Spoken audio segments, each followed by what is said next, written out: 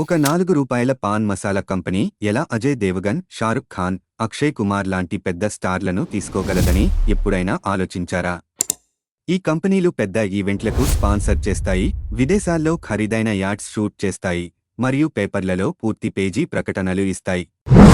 ఇది చేయడానికి ఎంత డబ్బు అవసరం? సమాధానం పరిశ్రమ పరిమాణంలో ఉంది. మీకు తెలుసా, భారతదేశంలోని పాన్ మసాలా మార్కెట్ 41,000 కోట్లు విలువ చేస్తోంది. అంచనా కోసం చెప్పాలంటే చాక్లెట్ మార్కెట్ 16,000 కోట్లు, బిస్కెట్ మార్కెట్ 37,000 కోట్లు. అంటే పెద్ద స్టార్కి 10 కోట్లు ఇయ్యడం ఆ పరిశ్రమ బడ్జెట్లో కేవలం 0.02% మాత్రమే. భారతదేశం పాన్ మసాలా ఎగుమతుల్లో ప్రపంచాన్ని లీడ్ చేస్తోంది. యుఏఈ దీనికి ప్రధాన దిగుమతిదారు.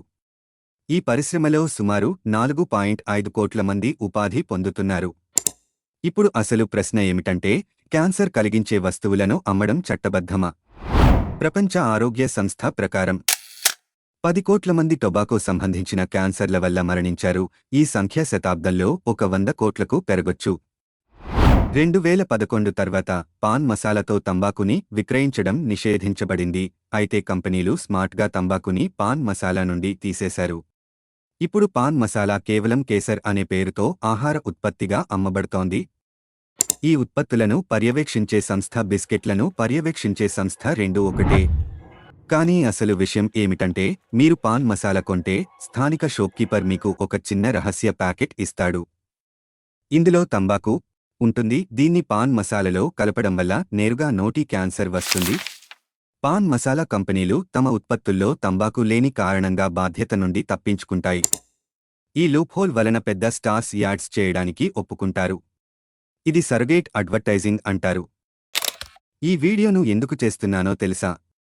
ఎందుకంటే ప్రజలకు పాన్ మసాలా కీడులు తెలుసు, అయినా వారు తీసుకోవడం ఆపడం లేదు.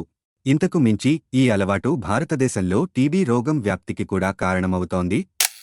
ప్రతి సంవత్సరం 5 లక్షల మంది టీబీతో మరణిస్తున్నారు. పాన్ మసాలా తిన్నవారు రోజుకు 20 నుంచి 30 సార్లు ఉమ్మి విసరిస్తారు. వారి శరీరంలో టీబీ ఉంటే అది మీ ఇంటికి కూడా వ్యాపించవచ్చు. ఇప్పుడు మనం ఏం చేయాలి? మొదట ఈ పరిశ్రమ బాధ్యత తీసుకోవాలి. వారు కోట్ల రూపాయలు యాడ్స్కు ఖర్చు పెడితే మన దేశాన్ని ఉమ్మతో కలుషితం చేయొద్దని ప్రజలకు హెచ్చరించడానికి కొంత మనీ ఖర్చు పెట్టలేరా? భారతీయ రైల్వేలు ప్రతి సంవత్సరం 12,000 కోట్లు ఉమ్మను శుభ్రం చేయడానికి ఖర్చు పెడుతున్నాయి. నా చివరి ప్రశ్న మీకు, మీరు మీ దేశంపై ఉమ్ముతున్న వారిని మీరు ప్రోత్సహిస్తారా? మిమ్మల్ని సురక్షితంగా ఉంచండి, చైతన్యంగా ఉంచండి, మన దేశాన్ని కలిసి కాపాడుకుందాం. వీడియో నచ్చితే సబ్స్క్రైబ్ చేయండి. మరిన్ని ముఖ్యమైన ఆలోచనల కోసం బెల్ ఐకాన్ క్లిక్ చేయండి. మళ్ళీ కలుద్దాం.